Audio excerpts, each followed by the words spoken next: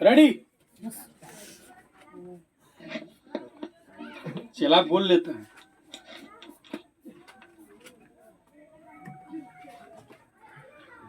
चलिए हम लोग आज केवल चर्चा करेंगे विवाह पर। भारतीय संस्कृति में कौन कौन से विवाह के कानून होते हैं, ठीक है, उस पर चर्चा करेंगे। पहला नंबर चर्चा करना है प्रजापत्य विवाह क्या है, ठीक है ना। पहला क्या है, प्रजापत्य विवाह क्या होता है, ठीक है। प्रजापत्य विवाह जो है कुछ अंशों में बाह्य विवाह से मिलता जुलता विवाह होता है। इसमें वर वधु को वैवाहिक जीवन के संबंध में उपदेश देकर तथा विधिवत वर की पूजा करके कन्यादान कर देना ही प्रजापत्य विवाह कहलाता है, ठीक है। यानी प्रजापत्य विवाह जो है कुछ बाहरी विवाह से मिलता जुलता है, कुछ बाहरी विवाह का अंश है।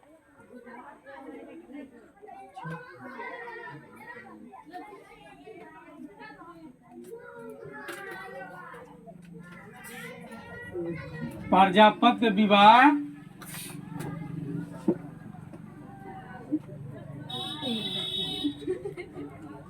का कुछ अंश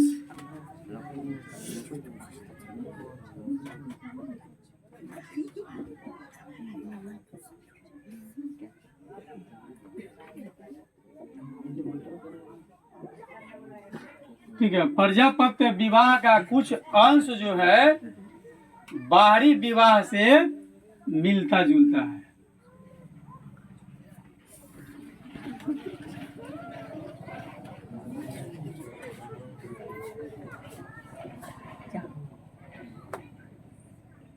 ठीक है, जो बाहर में होता है भारत के अलावा। इसमें क्या होता है, वर वधु को वैवाहिक जीवन के संबंध में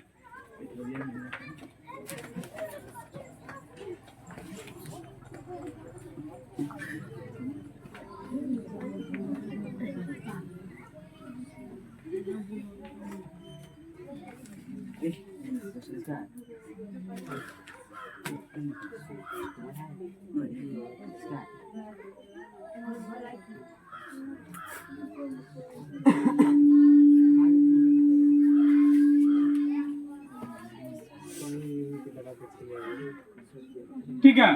प्रजापत्य विवाह का कुछ अंश बाहरी विवाह से मिलता जुलता है। इसमें वर वधु को वैवाहिक जीवन के संबंध में जो है उपदेश दे करके तथा विधिवत वर की पूजा करके तथा विधिवत वर का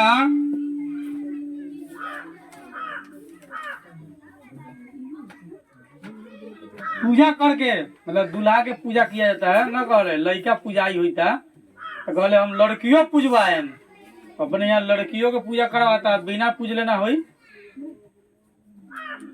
तो। लेकिन प्रजापत्य विवाह में केवल वर की पूजा किया जाता है, ठीक है। और वर की पूजा करके कन्यादान कर देना, कन्यादान कर दिया जाता है।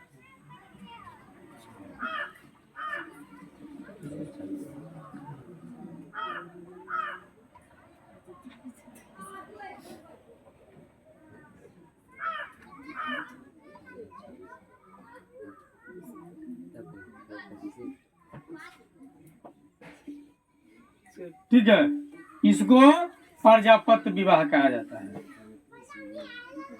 क्या कहते हैं इसको, प्रजापत्य विवाह। यानी प्रजापत्य विवाह जो है कुछ बाहरी विवाह का मिलता जुलता नियम है, ठीक है। इसमें वर वधु को वैवाहिक जीवन के संबंध में उपदेश दिया जाता है कि आपको जीवन भर ना 7 जन्म तक, एक जन्म ना 7 जन्म तक साथ निभाना है। अब ऐसा अगला जन्म में फिर अब फेरा उड़ा लेने की जरूरत नहीं है, डायरेक्ट जा सकता है, होता है ना। 7 वचन होता है ना, लोग कहता है 7 जन्म तक साथ जीने और मरने की कसम खाई है, एक जन्म ना 7 जन्म तक कितनो दुख होगा तो छोड़ के नहीं भागेगा। अभी तो एक ही जन्म में 9-11 हो जाता है क्या? अभी मामला गड़बड़ा गया है। तो ये उपदेश देकर कहने का मतलब ये वचन दिया जाता है, ठीक है।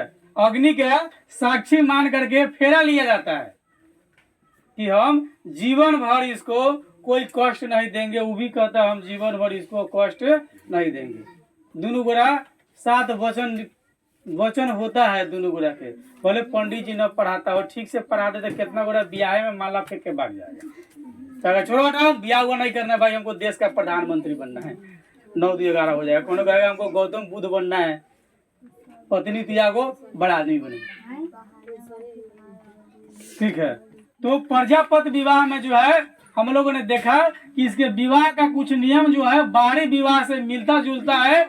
मूल रूप से इसमें वर वधु को वैवाहिक जीवन के संबंध में उपदेश दे दिया जाता है। यही उपदेश कि आपको जीवन भर इसके साथ रहना है, पूरे सुख और दुख में आप इसका साथ निभाएंगे, ठीक है। और उसके बाद जो है विधिवत वर का पूजा किया जाता है, वर पूजाई होती है, और उसके बाद कन्यादान कर दिया जाता है।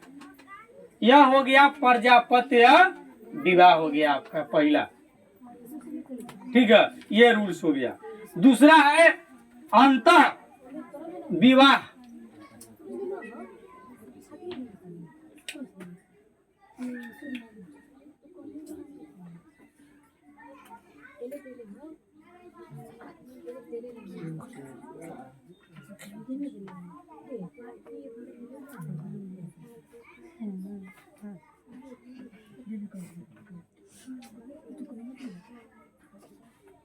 ठीक है।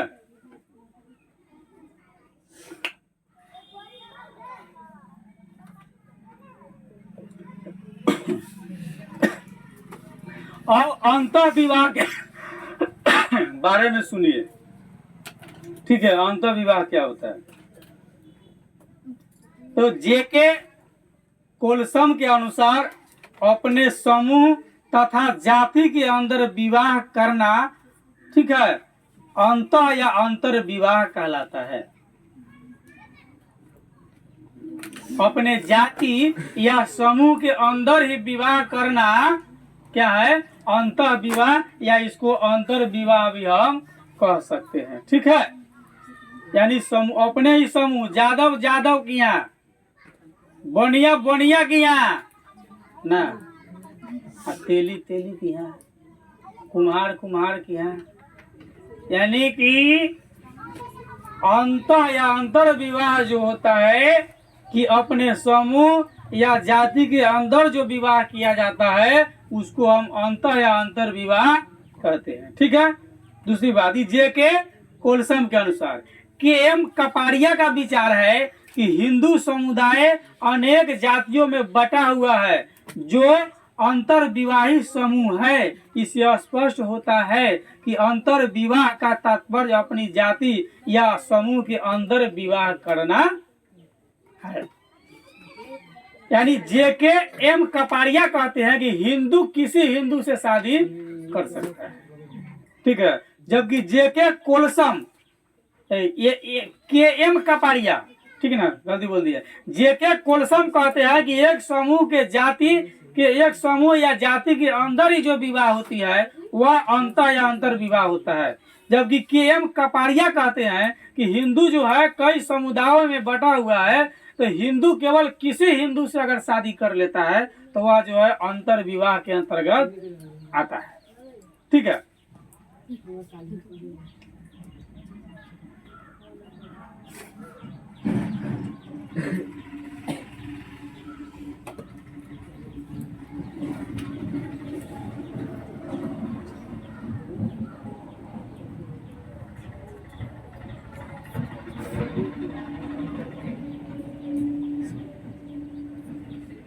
जेके कोलसम के अनुसार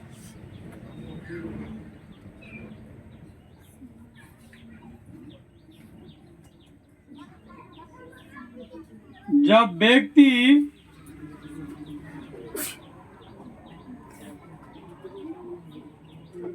अपने ही समूह या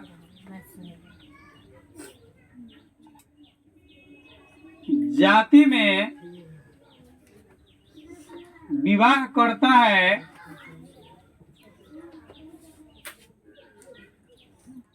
उसे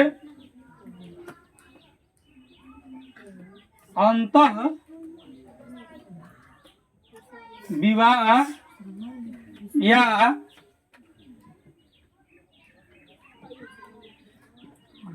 अंतर विवाह कहते हैं। ठीक है, ये जे के होल्सम के अनुसार है। दूसरा है के एम कपाड़िया।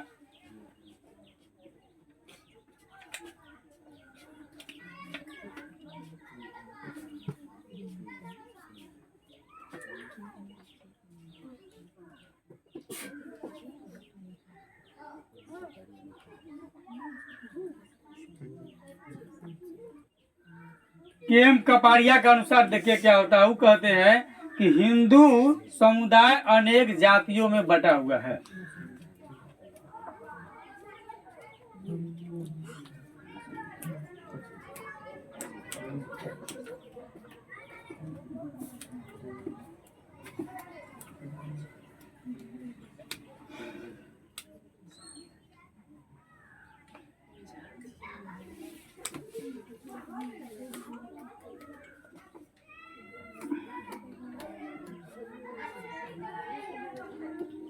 ठीक है, ये कपाड़िया के अनुसार हिंदू समुदाय अनेक जातियों में जो है बटा हुआ है, जो क्या है अंतर्विवाही समूह है।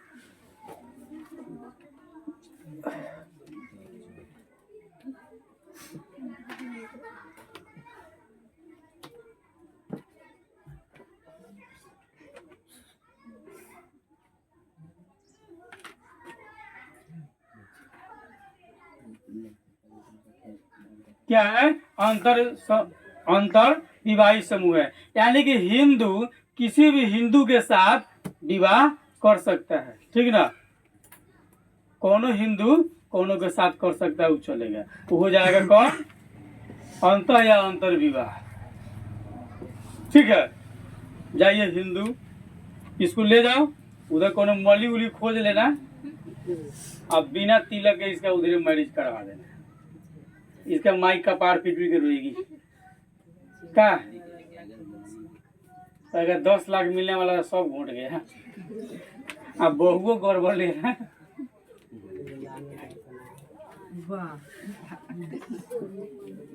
क्यों भोजन न खिलाएगा वो घाटा लग जाएगा।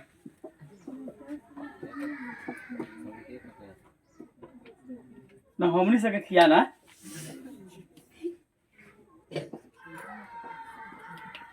है अनुलोम विवाह।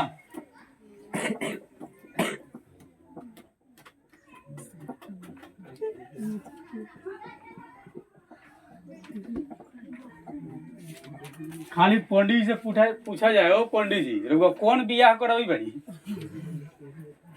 आ कय गो बियाह होल है, ठीक है बताऊ तो समझाऊ तो जो निमन लगी उहे न बियाह करवाए हम। खाली दक्षिणा ले हम। पंडित जी कही तू अपन वेद मंत्र धर तो अपन बियाह तो अपना घरे रख, हम चल रही अपना घरे। ये दूरा पर बोला के ई बेइज्जत, इतना बड़का इज्जत नहीं मारे तू हमर। वही बार पंडित जी भाग जाएगा। तो हम बियाह करावे कि तोरा हम मास्टरी करिए तोरा दूरा पर हो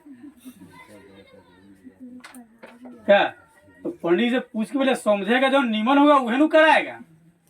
और पंडित जी बियाह करा दिया 2 साल के बाद भाग गई तो पकड़ेगा किसको भाई हैं। अब कोनो खेत रजिस्ट्री करावे हैं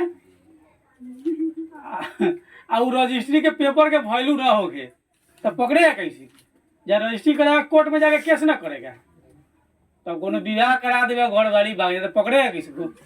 पंडित जी को पकड़ेगा पहले। कैसे मंत्र पढ़ दिया यार, गड़बड़ सरबड़ मंत्र पढ़ दिया, मामला गड़बड़ा दिया। तो पंडित भाई तो पवित्रो मंगल भगवान विष्णु इतने बुझेबे करता है। अब हमारी चर्चा अनुलोम विवाह पर हो जाएगी। जब एक उच्च वर्ण मतलब बड़ा जाति जिसको कह लीजिए, उच्च वर्ण का मतलब बड़ा जाति, समाज में होता है ना बड़ा जाति छोटा जाति, उसे भी छोटा जाति, उसे भी छोटा जाति, ठीक है। वर्ण व्यवस्था के अनुसार कहा गो जाति 4 गो, क्षत्रिय, ब्राह्मण, वैश्य, शूद्र। क्षत्रिय में बड़का बड़का जात, ब्राह्मण में पंडित जी, वैश्य में साम महाजन, शूद्र में जितना निचले स्तर का जो जातियां है वो शूद्र का हो गया, ठीक है। तो अनुलोम विवाह में जो है जब एक उच्च वर्ण जो है जाति या उपजाति कुल एवं गोत्र के लड़के का विवाह ऐसे लड़की से किया जाए जिसका वर्ण जाति उपजाति और कुल वंश लड़के से नीचा हो, तो ऐसे विवाह को हम अनुलोम विवाह कहते हैं।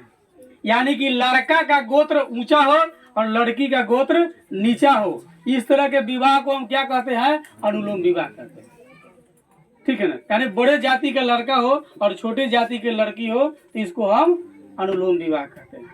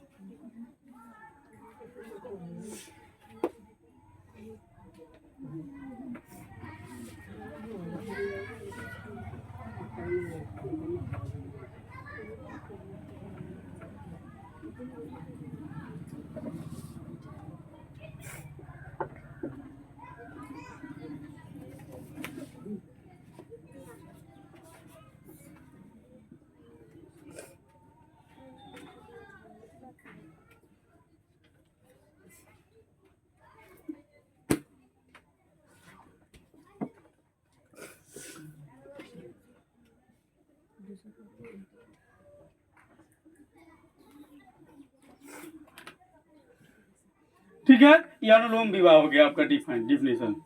यानी वैसे विवाह, ठीक है, जिसमें लड़का उच्च जाति का हो और लड़की निचले स्तर जाति का हो, वह विवाह क्या हो गया? अनुलोम विवाह हो गया आपका, ठीक ना। यानी कि लड़का का कुल वंश ऊंचा हो और लड़की का कुल वंश नीचा हो, इस तरह के विवाह को हम अनुलोम विवाह कहते हैं। अगला है हिंदू विवाह के मुख्य उद्देश्य की विवेचना करें।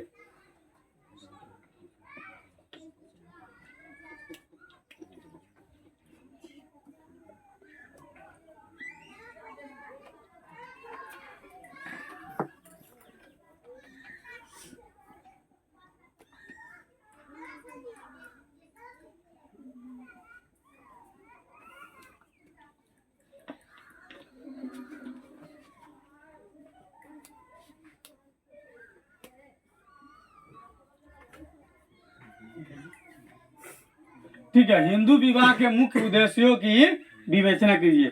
हिंदू एक्ट के अनुसार, हिंदू नियम के अनुसार अगर विवाह होती है तो मतलब क्या उद्देश्य होता है हिंदू विवाह के अंतर्गत? मतलब विवाह हिंदू, मुस्लिम, ईसाई, जैन, मतलब सबका अपना अलग अलग होता है। कुछ कुछ सबका रूल्स जो है यानी कानून सबका थोड़ा थोड़ा अलग होता है। जैसे मुस्लिम होता है विवाह करने के बाद भी वो कह देगा 3 बार तलाक, तलाक तो हो गया, छूटा छूटी है, get out, I don't know who are you. अब उसको नहीं रहना होगा उसके साथ में, ठीक है, तो उसका अपना नियम है। जबकि हिंदू में ऐसा बात नहीं है। हिंदू में आप 1 वाइफ पे रहते हुए 2nd वाइफ नहीं ला सकते, एक्टे नहीं है। वरने के भाई अग्नि के फेरा लिए 7 जन्म तक जिए मरेंगे भाई, मरेंगे साथ है, जिएंगे साथ है, क्या भले बीच की समस्या अलग हो। तो हिंदू विवाह का मुख्य उद्देश्य जो है 3 प्रकार से होता है। यानी हिंदू विवाह के 3 मुख्य उद्देश्य बताए गए हैं, ठीक ना।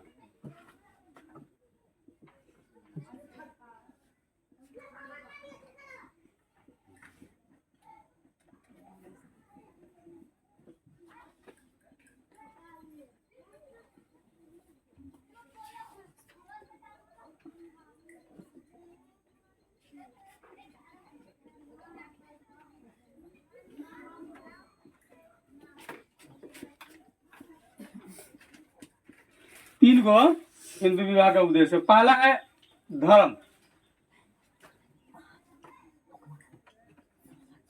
ठीक है, पहला क्या है धर्म। दूसरा है प्रजा यानी संतान, ठीक है, और तीसरा है रति यानी आनंद। तो धर्म के आधार पर पहले हम चर्चा करते हैं। तो हिंदुओं में विवाह का सबसे प्रमुख उद्देश्य अपने धार्मिक कर्तव्य का पालन करना है, ठीक ना। क्या है, धर्म के आधार पर अगर विवाह की बात की जाती है तो हिंदुओं में विवाह का सबसे प्रमुख उद्देश्य अपने धार्मिक कर्तव्य का पालन करना है। सभी धार्मिक कार्यों के करने के लिए पति एवं पत्नी का एक साथ भाग लेना आवश्यक है, ठीक है। वेदों में इस बात का उल्लेख मिलता है कि हिंदू को अपने धर्म का पालन अपनी पत्नी के साथ ही करना होगा। पत्नी अगर नहीं रहेगी तो नहीं करेंगे। रामायण के एक वर्णन में साक्ष्य में आया, राम जी जब रामेश्वरम का जब उन्होंने स्थापना किया तमिलनाडु में, जहाँ से लंका जाने की योजना थी, उन्होंने हनुमान को कहा कि हमको एक यज्ञ करनी है और स्थापना करना है, मतलब भगवान शंकर की लिंग की स्थापना की, जो आज भी रामेश्वरम विराजमान है, जिस रामेश्वर की चर्चा आपके APJ अब्दुल कलाम साहब ने किया, वहीं के उन्होंने रहने वाले थे। तो हनुमान जी को कहा गया कि ठीक है, इसके लिए आप मैनेजमेंट कीजिए। तब तक सीता यानी कि जानकी माता को रावण लेकर के चला गया था, उन्हीं के खोज में उस यज्ञ की स्थापना करना था। कहा कि वैसे पंडित को खोजिए, ढूंढिए जो आज तक श्राद्ध का भोज न खाया हो, वही इस पूजा की स्थापना कर सकता है। आजकल के तो पंडित जी श्राद्ध भी आके सब भोज खा लेते, खोजते खोजते कोई नहीं मिला। कहा कि अंत होगा कि रावण है। उस समय हनुमान जी उसके लंका में गए थे, रावण को सारी बात बताया। रावण भी ज्ञानी था, नीतिज्ञ था, तो कहा ठीक है, हम यज्ञ तो करवा देंगे। तो काव्यखंड की अलग बात है, रावण जानकी माता को साथ में लेकर के आए थे और राम जी के साथ जानकी माता बैठी भी संकल्पित होकर के, और पुनः रामेश्वरम की स्थापना करने के बाद सीता को लेकर के रावण अपने विमान से चला गया। दूसरी बात आप अपने समाज में देख लीजिए, अगर किसी की पत्नी नहीं है, ठीक है, मतलब तो वह मूल रूप से पूजा पर धार्मिक अनुष्ठान में भाग नहीं ले सकता। इसे पंडित जी के जंतर मंतर के अनुसार ले सकता हो, लेकिन मूल रूप से धर्म के आधार पर कहिएगा तो नहीं ले सकता है। उसके पत्नी का होना अनिवार्य है, या किसी स्त्री की पति नहीं है तो वह फिर अनुष्ठान नहीं कर सकती है, धार्मिक उसका कोई कर्तव्य नहीं बनता है, क्योंकि पति और पत्नी दोनों का होना आवश्यक है। तो धर्म के अनुसार जो है हिंदुओं में विवाह का सबसे मुख्य उद्देश्य क्या है, धार्मिक कर्तव्य का पालन करना। सभी धार्मिक जो कार्य है उसके निष्पादन के लिए, उसको करने के लिए पति और पत्नी का एक साथ होना जरूरी है, पति पत्नी के एक साथ भाग लेना जरूरी है। वेद में इस बात की उल्लेख है कि एक हिंदू को अपने धर्म का पालन जो है अपने पत्नी के साथ ही करना चाहिए। अगर पत्नी के साथ नहीं करते तो आप धर्म का पालन नहीं कर पा रहे, धर्म के अनुसार।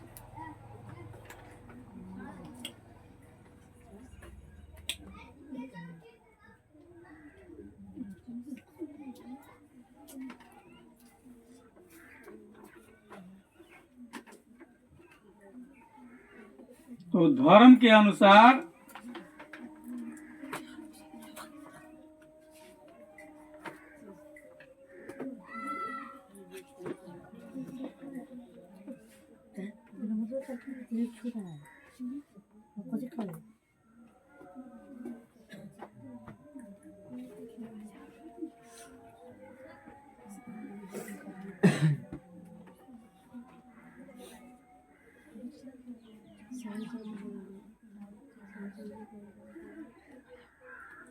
ऑनलाइन में लिख देते हैं। धर्म के अनुसार हिंदू समुदाय में सभी धार्मिक कार्यों में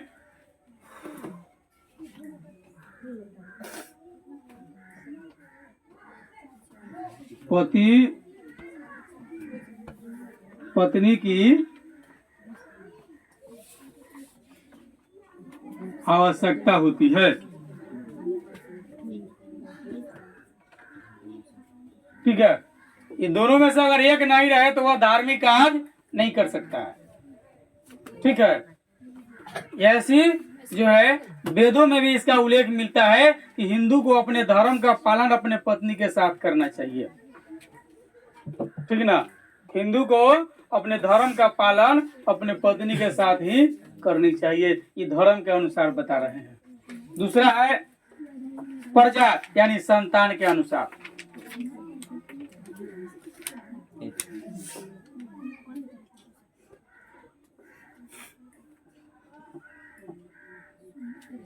ये इसके अनुसार क्या होता है?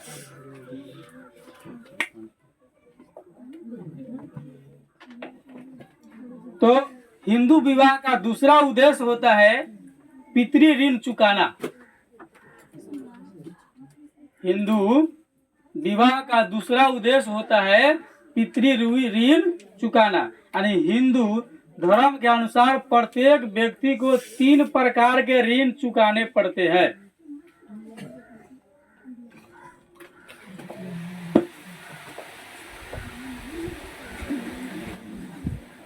हिंदू धर्म के अनुसार जो है प्रत्येक व्यक्ति को जीवन में 3 प्रकार के ऋण यानी कर्ज को चुकाना पड़ता है।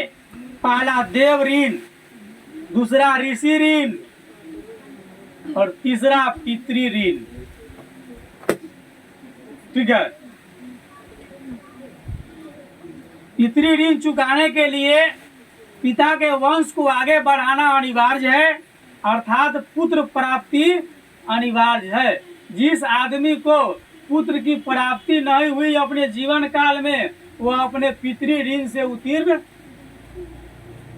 न हुआ।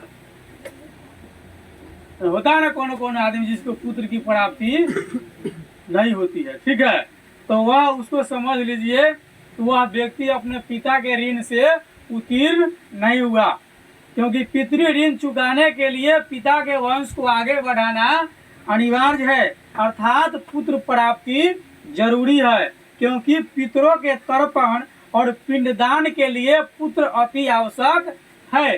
पुत्र नहीं रहेगा तो पिंडदान कौन करेगा?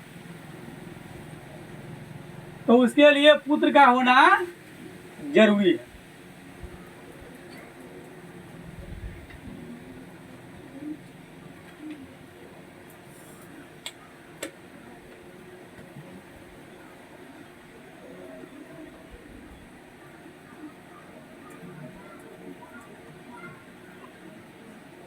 हिंदू विवाह का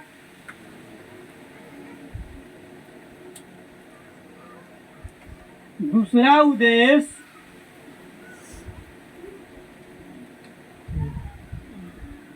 पितृ ऋण चुकाना है।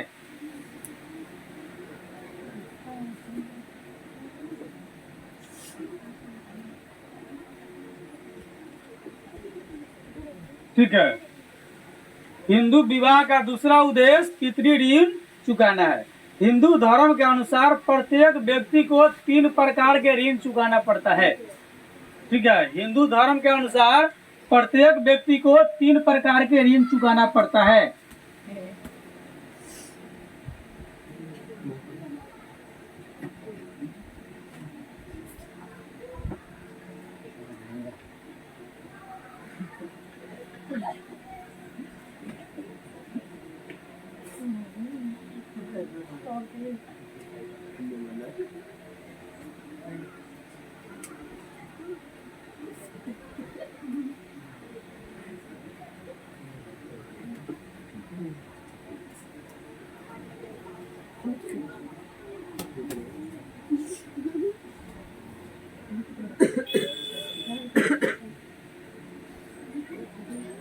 ठीक है, दिख रहा?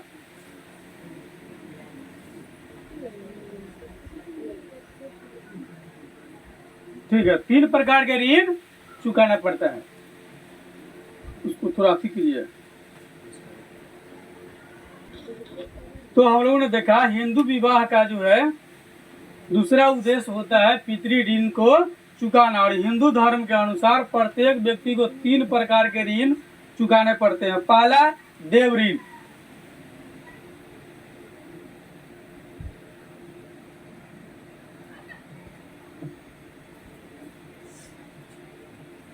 ठीक है।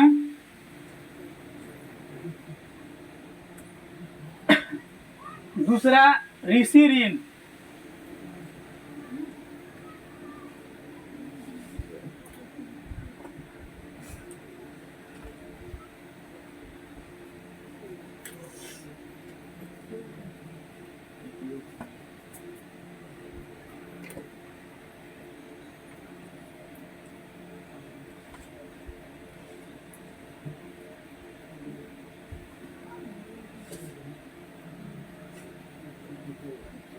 प्रत्येक व्यक्ति पर ये तीनों ऋण मौजूद होता है,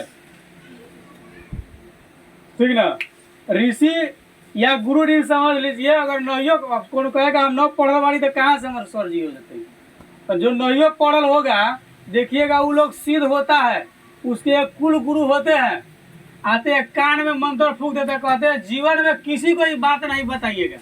अब पता नहीं क्या कहते हैं, समझ में नहीं है। अब किसी को बतावे नहीं कहेगा तो कहाँ क्या ये समझ में नहीं आएगा, अलग बात है। तो उनसे भी जो है व्यक्ति को ऋण, उस ऋण से भी मुक्त होना पड़ता है। गोड़ उड़ धो करके गुरु जी के पिया जाता है, रात में आकर के गुरु जी सिद्ध करते हैं, ठीक है। गुरु एक शिक्षा गुरु होते हैं, एक दीक्षा गुरु होते हैं, 2 तरह के होते हैं, ठीक है।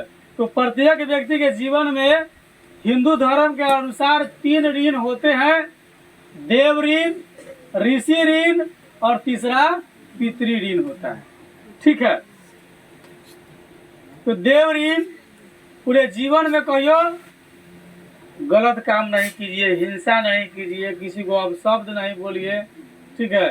पूरे दुनिया को संसार वसुधैव कुटुंबकम, पूरे दुनिया को ना, पृथ्वी ही आपका क्या है, कुटुंब है, अपन आदमी है, सारा संसार अपना है। जो आप में है सो हम में है, नहीं जो आत्मा आपके अंदर है वो आत्मा मेरे अंदर है। नहीं कोई पूछेगा तुम कौन हो, तो जो आप है सो हम है, या जो आप है सो मैं हूं, हम तो सब बड़ा हो गए।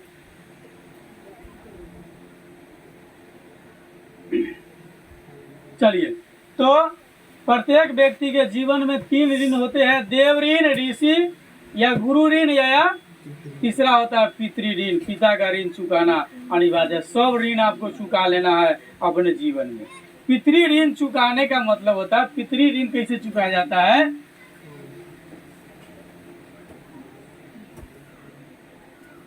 पितृ ऋण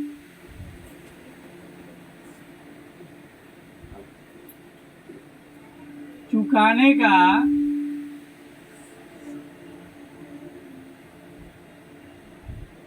तात्पर्य है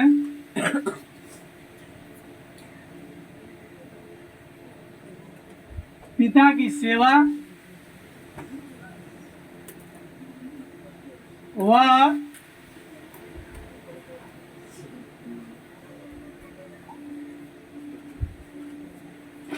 पिता के वंश को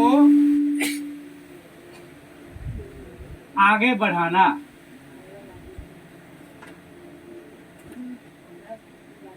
ये पितृ ऋण चुकाने का मतलब है, क्योंकि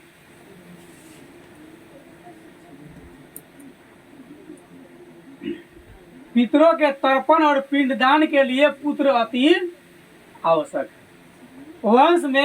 वंश आगे बढ़ाने का मतलब है कि व्यक्ति को पुत्र प्राप्ति अनिवार्य है।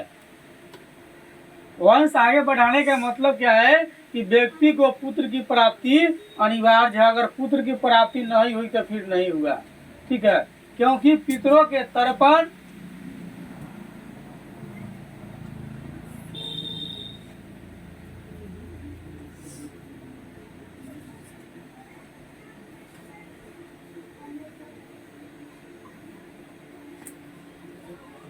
ठीक है। तर्पण और पिंडदान के लिए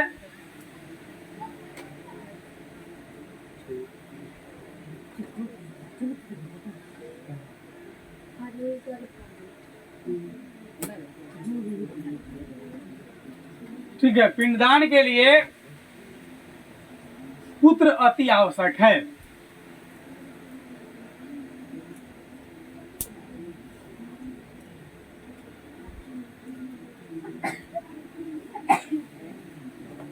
ठीक है, हम लोगों ने देख रहे थे हम लोग कि हिंदू विवाह के 3 मुख्य उद्देश्य होते हैं। एक धर्म के आधार पर, दूसरा संतान के आधार पर 3 गो, और तीसरा है रति यानी आनंद। ठीक है, हिंदू विवाह के मुख्य उद्देश्य 3 गो, पहला धर्म, दूसरा प्रजा संतान, और तीसरा रति या आनंद कह लीजिए।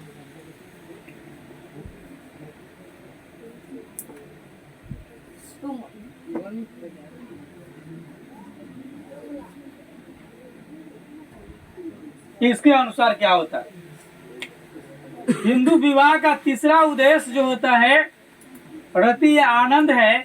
विवाह यौन संतुष्टि अथवा काम वासना की पूर्ति की साधना है। तथापि यौन संतुष्टि हिंदू विवाह का उद्देश्य भी माना जाता है, और धार्मिक संस्कार होने के नाते इसे सबसे निम्न स्थान दिया गया है।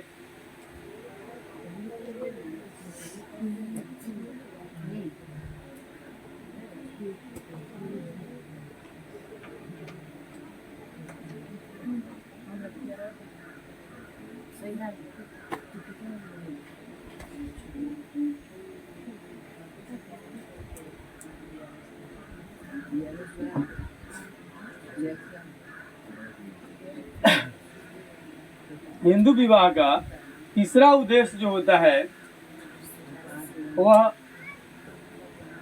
आनंद होता है।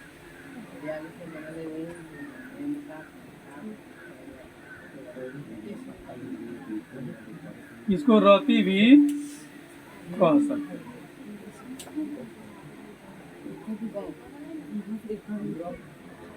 आनंद है।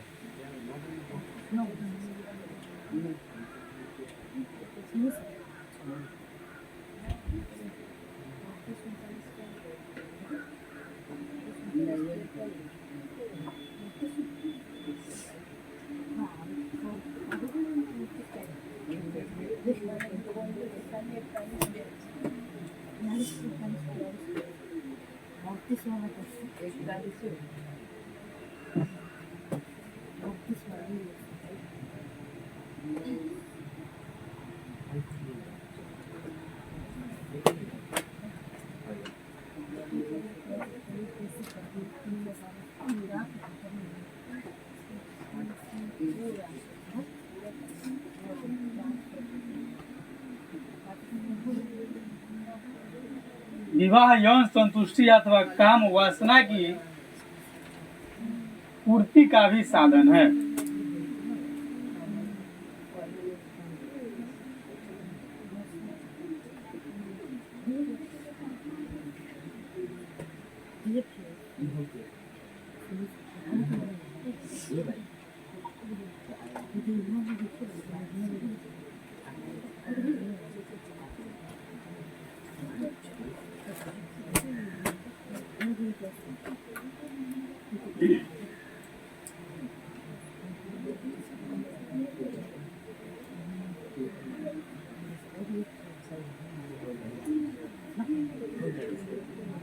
यानी कि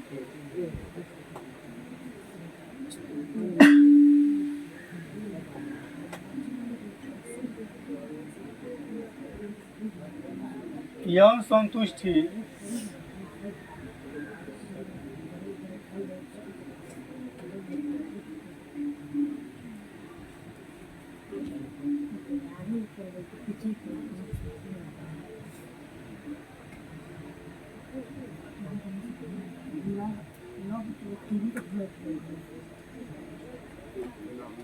माना गया।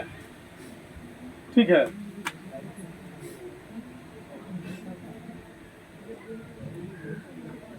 ये जल्दी लिख लीजिए। क्या मारकर जियान करे रही रे बंगू।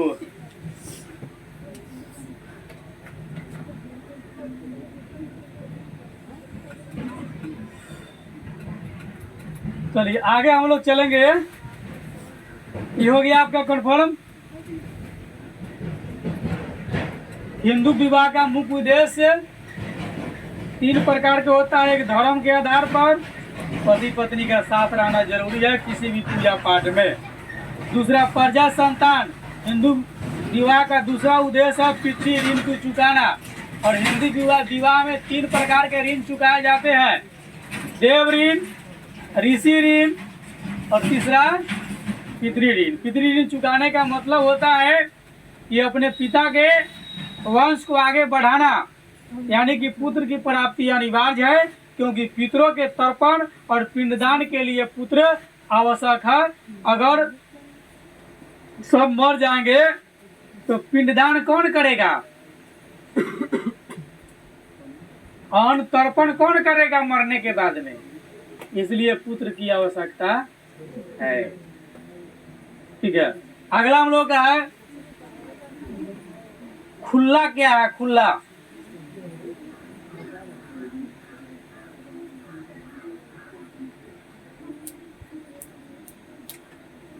खुला विवाह, ओपन मैरिज।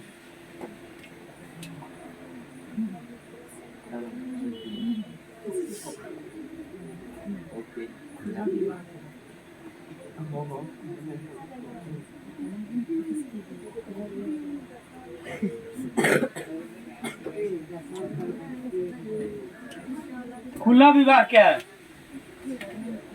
Open marriage.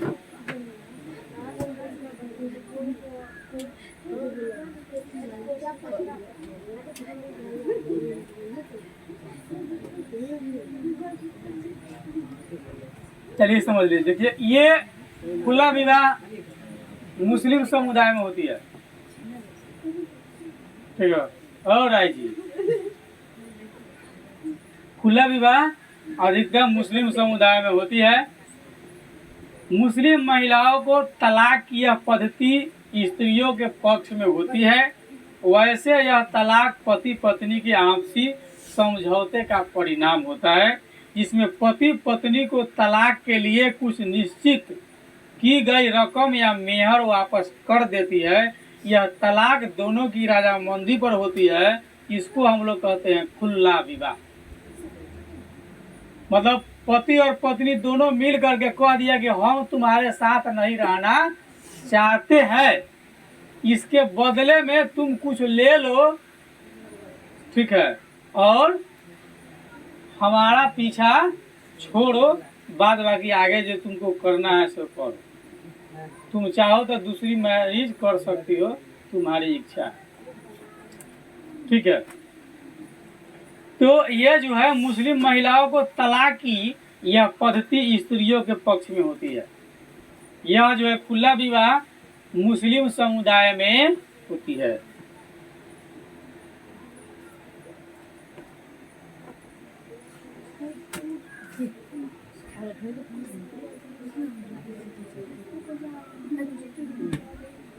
इसको एक तरह से कह लीजिए कंटेक्ट बेसिस विवाह। कंटेक्ट पर कुछ दिन के लिए होता है ना, किसी के साथ रहना कंटेक्ट पर।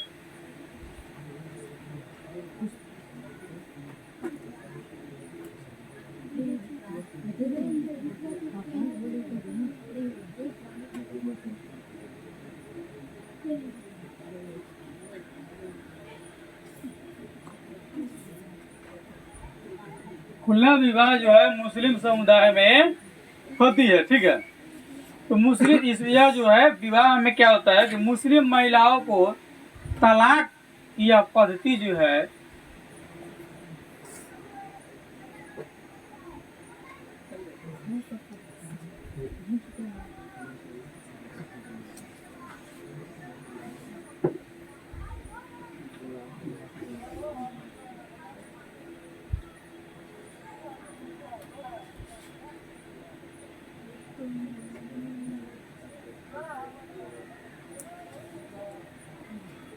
पद्धति या नियम कह लीजिए,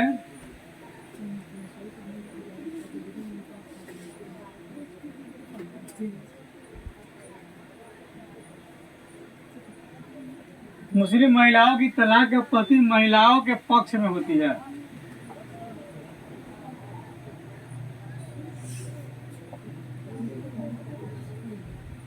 महिलाओं के पक्ष में होती है, ठीक है।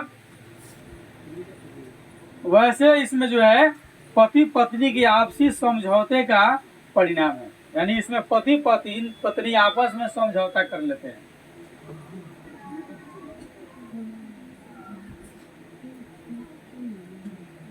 इस विवाह में पति पत्नी आपस में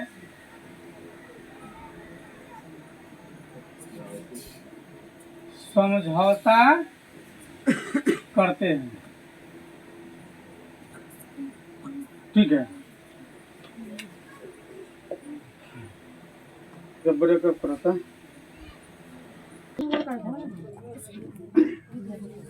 तो हम लोग देख रहे थे खुला विवाह में, ठीक है ना। खुला विवाह मुस्लिम समूह में होता है।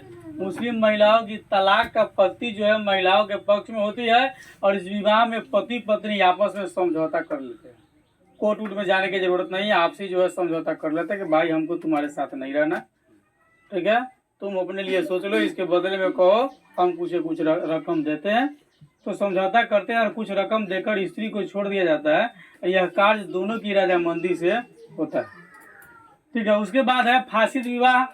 जब मुस्लिम विवाह यह जो है क्या होता है, मुस्लिम अंतर्गत के आता है, मुस्लिम के अंतर्गत आता है,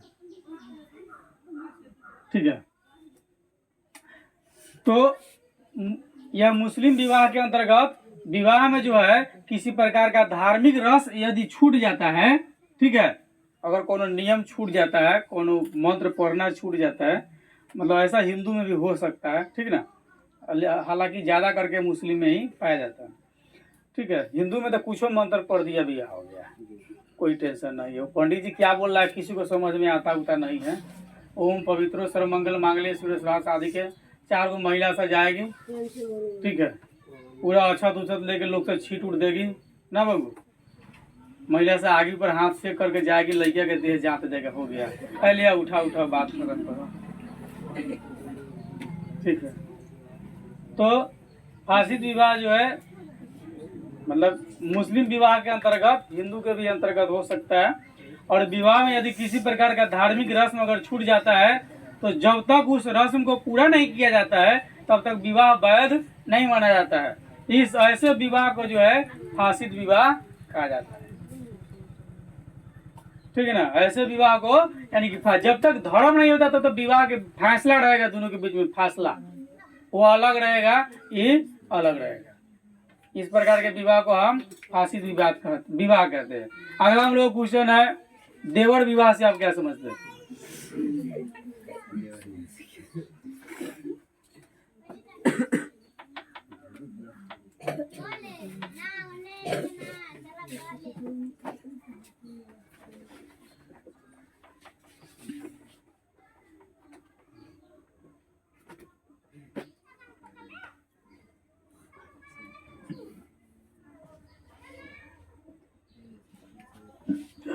ठीक है, तो ऐसा विवाह तब होता है जब परिवार के बड़े भाई की मृत्यु हो जाती है तो उसकी विधवा स्त्री से दूसरा भाई विवाह कर लेता है, उसको देवर विवाह कहा जाता है।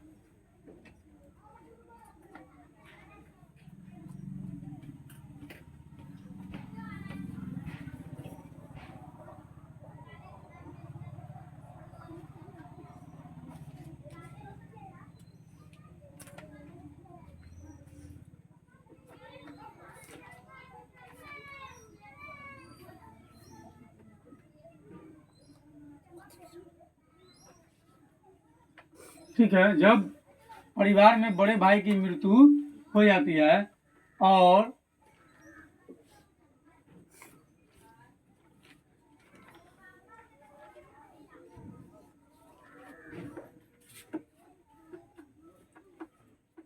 बड़े भाई के विधवा स्त्री से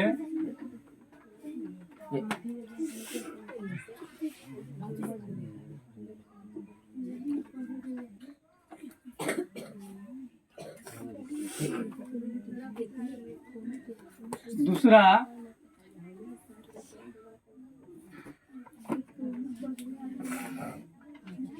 दूसरा भाई विवाह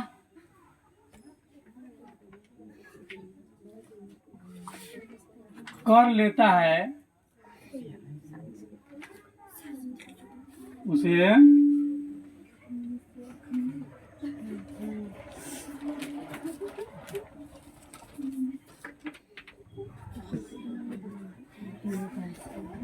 ठीक है। अगला है 3 तलाक की अवधारणा।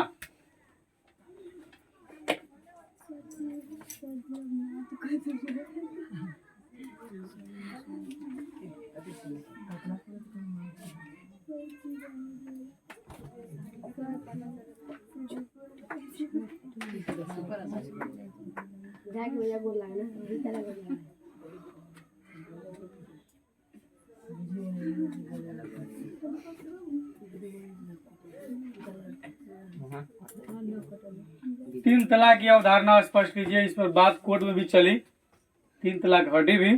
कोई बताया ना 3 बार कह देगा तलाक तलाक तक खत्म हो गया, ब्याह खत्म, सारा खर्चा वर्चा सब खत्म हो गया। Get out, you just get out, I don't know who are you.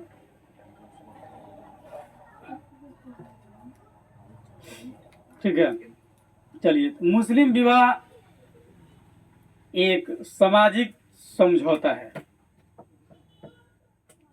ठीक है, मुस्लिम विवाह क्या है? एक सामाजिक समझौता, यानी कि कॉन्ट्रैक्ट है। हिंदू वाला बात नहीं है, एक जन्म तो छोड़ो 7 जन्म तक पीछा नहीं छोड़ने वाली है। ठीक ना? लेकिन मुस्लिम विवाह क्या है? एक समझौता है, और समझौता के नाते इसको तोड़ने या रद्द करने की व्यवस्था भी है मुस्लिम समुदाय में। मुसलमानों में तलाक की शर्तें अपेक्षाकृत ज्यादा आसान है। पुरुष के लिए तो घोषणा करना बिल्कुल आसान है, वह 3 बार तलाक शब्द का उच्चारण कर दे बस तलाक हो जाएगा। स्त्री को तलाक देने के बहुत कम ही अधिकार है, स्त्री तलाक न दे सकती है, न के बराबर। और पुरुष को अधिकार है 3 बार खाली मुंह से निकाल देगा तलाक तलाक तलाक, हो गया तलाक, छुट्टा छुट्टी ना। मुस्लिम कानून के अनुसार बालिग पति बिना कारण के भी अपनी पत्नी को तलाक दे सकता है। मुस्लिम समुदाय के अनुसार बिना कारण के, बेमतलब के भी तलाक दे सकता है। तलाक की घोषणा पति स्वयं या अपने किसी प्रतिनिधि द्वारा भी करवा सकता है। तलाक लिखित या अलिखित दोनों तरीके से हो सकता है। अलिखित तलाक 3 प्रकार से होता है। पहला है तलाके अहसन, तलाके हसन, तलाके उल विद्दत। ठीक है, अलिखित तलाक 3 प्रकार से होती है। तलाके अहसन, तलाके हसन, तलाके उल विद्दत, 3 प्रकार से इस तरह के बोल देगा। अगर बोल देगा तलाके हसन, तलाके हसन, तलाके हसन, खत्म हो गया। तलाके हसन, तलाके हसन, तो ये खत्म हो गया। तलाके उल विद्दत, तलाके उल विद्दत, तो फिर तलाक पक्की, मतलब छूटा छूटी पक्का हो गया दोनों गुना में। ठीक है,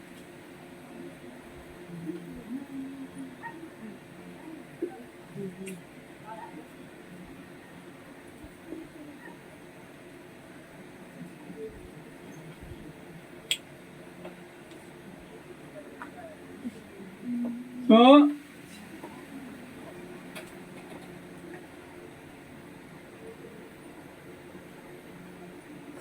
मुस्लिम विवाह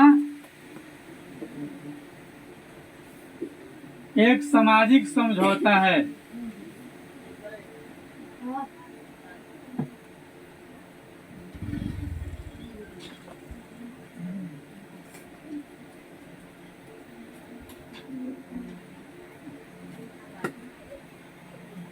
ठीक है, क्या है? एक सामाजिक समझौता है।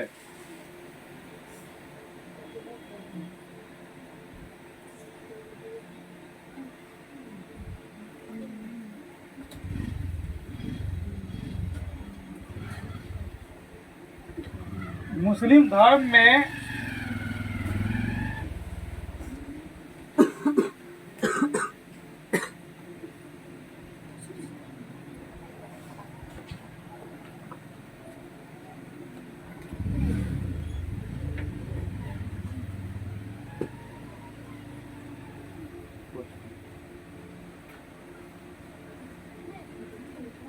विवाह को तोड़ना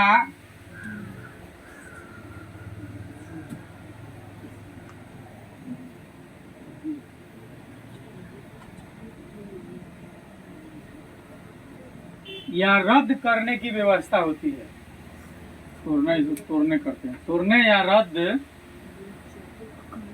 करने की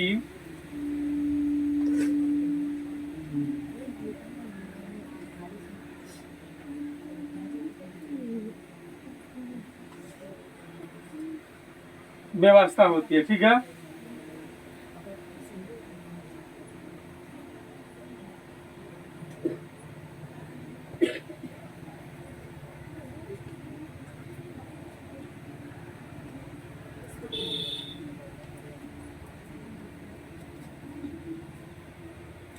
मुसलमानों में तलाक की शर्तें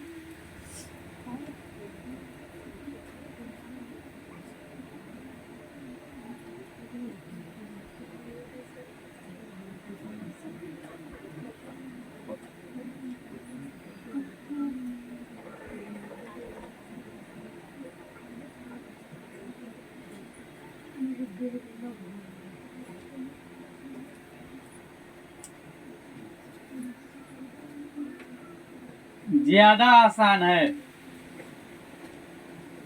जब मर्जी विवाह करो, तलाक दे दो।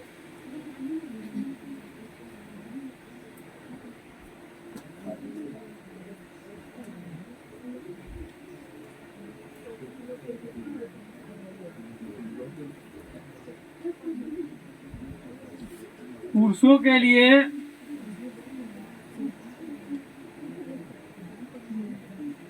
अधिक आसान है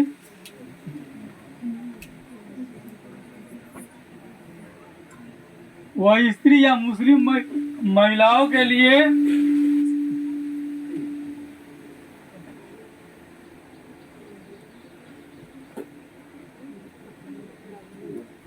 थोड़ा कम आसान है।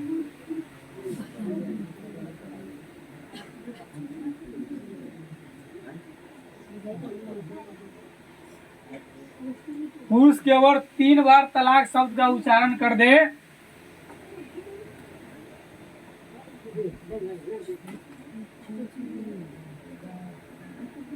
केवल 3 बार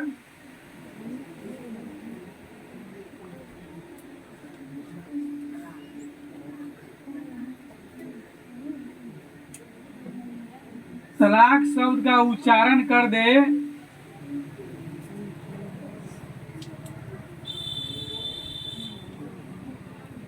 तीन बार अगर तलाक शब्द का उच्चारण कर देता है तो बस तलाक हो जाएगी।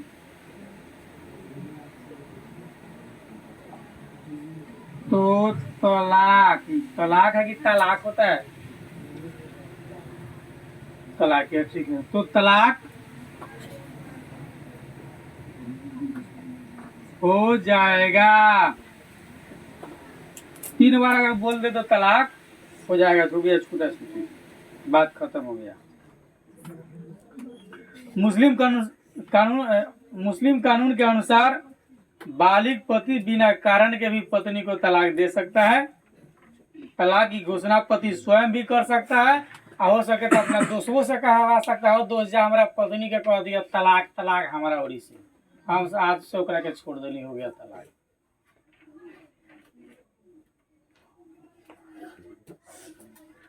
ठीक है, अगला हम लोग चर्चा बहिर्विवाह क्या है।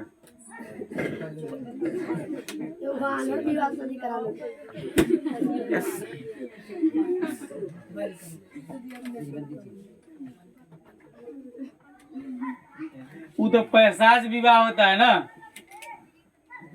पैशाच विवाह होता है किसी सोई हुई लड़की के या घबराई हुई या शराब पिलाकर, नशा खिलाकर, या राह में जाती हुई लड़की के साथ ताकत के साथ अगर उसे विवाह कर लेते हैं, उसको पैशाच विवाह कहा जाता है।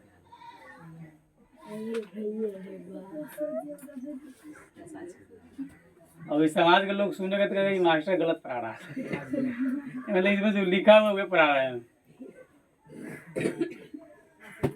तो कोनो सूतर लगे तो कोनो जाके बियाह कर लेगा।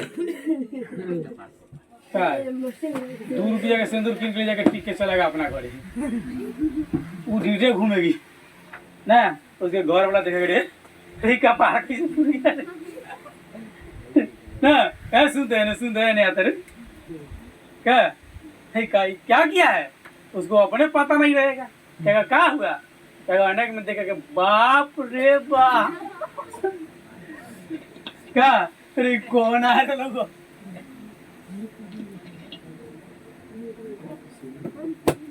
ये बयान पढ़िएगा, गरीब घबराए हुए हैं आप लोग।